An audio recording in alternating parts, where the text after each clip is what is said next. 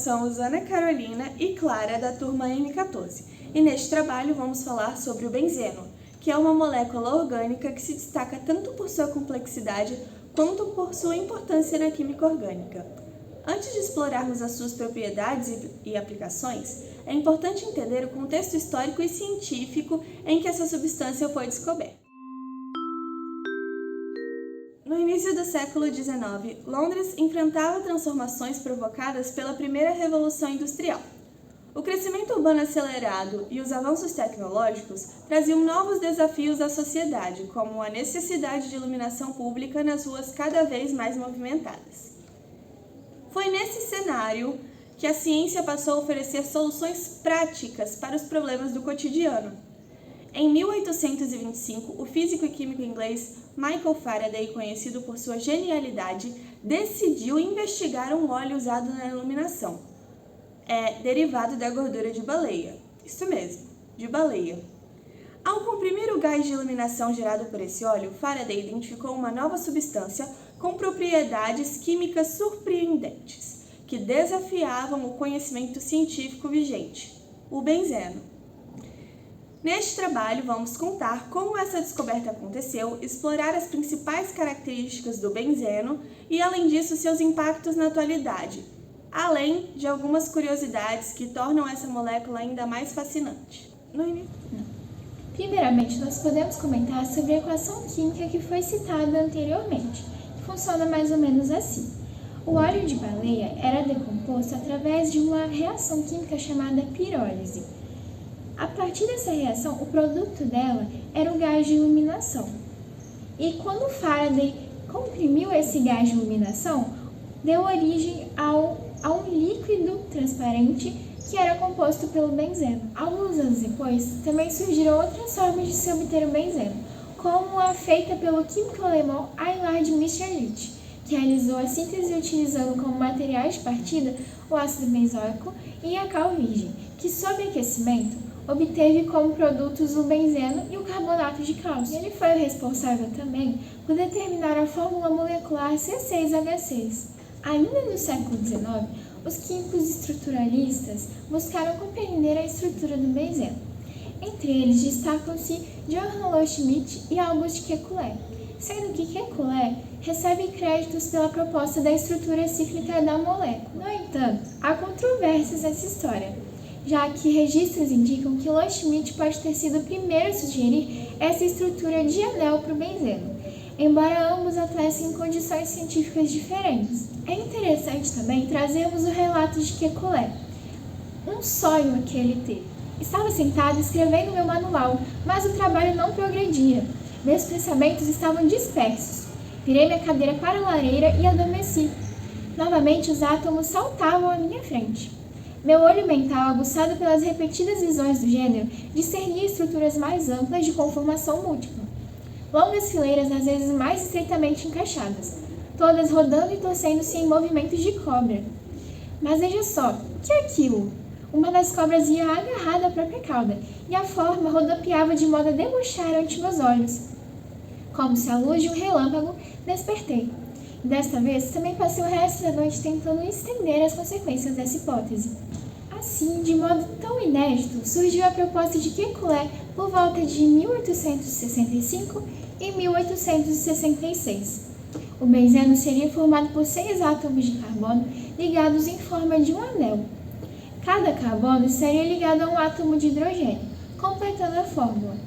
Ele também sugeriu que os átomos de carbono se ligavam entre si com ligações simples e duplas alternadas. A primeira figura nesta imagem mostra a estrutura proposta por Kekulé. A segunda proposta é a de Loschmidt e a terceira é a proposta atual. Com o tempo, os cientistas perceberam que a estrutura proposta pelo primeiro cientista não explicava exatamente o comportamento do benzeno. Por exemplo, todas as ligações carbono-carbono no benzeno têm o mesmo comprimento, algo que não aconteceria se fossem realmente ligações simples e duplas diferentes, já que quando formam ligações duplas ou até triplas, os átomos se aproximam para adquirir estabilidade. Foi aí que surgiu a ideia da ressonância. A ressonância ressonância mostra que, em vez de as ligações ficarem fixas, como simples ou duplas, elas estão deslocalizadas, como se as ligações π estivessem girando pela molécula, e isso garante maior estabilidade para a mesma. Esse fenômeno garante também a aromaticidade do benzeno. Mas afinal, quem é o benzeno? O benzeno é um hidrocarboneto de cadeia fechada e insaturada, e como já vimos, ele possui formato de hexágono com ligações simples e duplas alternadas, sendo que as 3 ligações π estão deslocalizadas. Seu ponto de fusão é de 5,5 graus Celsius e de ebulição é de 80,1 graus Celsius. Sua massa molar é de 78,11 gramas por mol e sua densidade é igual a 0,88 gramas por centímetro cúbico, menor que a densidade da água. É um composto apolar devido à distribuição uniforme das cargas proporcionada pela ressonância da molécula, por isso é solúvel em solventes orgânicos. Uma de suas características mais marcantes é a sua volatilidade, a tendência a entrar no estado gasoso. Sendo um composto muito estável, está mais propenso a realizar reações de substituição, quando substitui um ou mais hidrogênios por outros átomos, como uma cadeia carbônica ou um grupo funcional, e menos propenso a realizar reações de adição, quando outros átomos de outros elementos são adicionados à molécula orgânica. Todas essas características que a Clara falou conferem ao benzeno presença em diversos lugares e também grande utilização industrial. De acordo com o Programa das Nações Unidas para o Meio Ambiente, o benzeno é o 5º produto orgânico mais usado em todo o mundo e também um dos 7 mais utilizados como matéria-prima para a produção de milhares de outros produtos. Atualmente, é usado como matéria-prima industrial na produção de plásticos como poliestireno, presente em embalagens, copos descartáveis ou isopor, e na produção de compostos aromáticos derivados, como fenol e tolueno, também na fabricação de borrachas e fibras sintéticas, como o nylon e o poliéster, por exemplo. Também pode estar presente em combustíveis fósseis, como a gasolina, mas também pode ser encontrado em diversos outros lugares e processos, sejam naturais, como atividade vulcânica, queimadas florestais, ou não naturais, como a queima do cigarro ou do PVC. Porém, anteriormente ao conhecimento dos seus riscos, como nós vamos citar mais à frente, o benzeno também foi utilizado como solvente em diversos processos laboratoriais e industriais, como a extração de óleos e gorduras, já que ele se dissolve bem em lipídios, a produção de medicamentos e cosméticos e também a diluição de tintas. Agora, nós conhecemos a boa parte dos riscos causados pelo contato com o benzeno e a sua alta toxicidade. No Brasil, o teor máximo de benzeno permitido em produtos finais é de 0,1%. E a concentração máxima de benzeno aplicada em combustível automotivo é de 10 ml para cada litro.